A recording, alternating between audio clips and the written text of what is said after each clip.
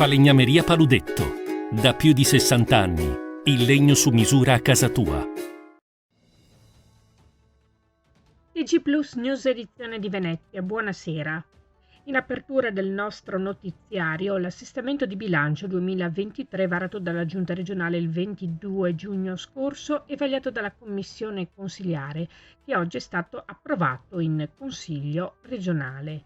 Con questa manovra da 31 milioni di euro mettiamo a disposizione risorse aggiuntive per l'attuazione del programma di governo, certificando ancora una volta la capacità di rilevare le priorità e gli obiettivi sui quali l'amministrazione intende dare risposte tempestive, spiega l'assessore al bilancio della Regione del Veneto Francesco Calzavara.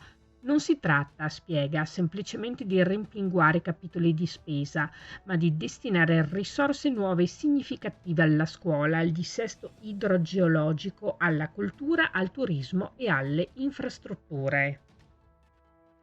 E con lo slogan "Usa meglio l'acqua" parte la campagna di comunicazione per sensibilizzare le persone a un uso consapevole dell'acqua.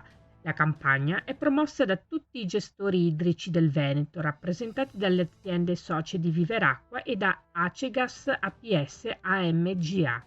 L'iniziativa è nata per dare riscontro all'ordinanza regionale del presidente Zaia emessa lo scorso 14 marzo, con l'obiettivo di raggiungere tutti, adulti, bambini e adolescenti, per proporre loro consigli pratici su come utilizzare l'acqua senza sprecarla.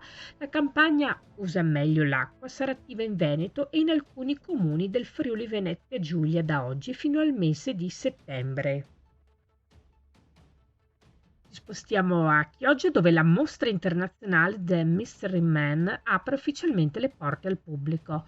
All'interno della suggestiva chiesa trecentesca di San Domenico, a Chioggia, si potrà vivere un viaggio immersivo e unico attraverso l'arte e la storia, che culminerà nella spettacolare scultura tridimensionale e iperrealistica raffigurante l'uomo della Sacra Sindone. The Mystery Man, che ha debuttato con grandissimo successo lo scorso anno in Spagna, ha viaggiato per migliaia di chilometri per essere accolta per la prima volta in Italia, nella città, come detto, di Chioggia, sede in cui resterà fino al 7 gennaio 2024. E ricorre oggi, 1 agosto 2023, il 50° anniversario della morte del compositore veneziano Gianfrancesco Malipiero. In occasione delle celebrazioni, la Fondazione Centro Musicale Malipiero, presieduta dal sindaco Luigi Brugnaro, ha predisposto un progetto culturale di commemorazione dal titolo "Gianfrancesco Malipiero tra Asolo e Venezia".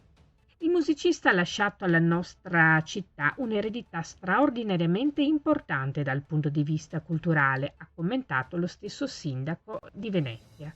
I dettagli delle iniziative nel nostro sito notizieplus.it. Ed era questa la nostra ultima notizia. Grazie per essere stati con noi. Arrivederci.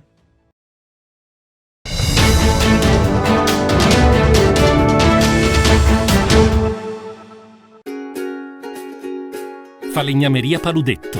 Da più di 60 anni. Il legno su misura a casa tua.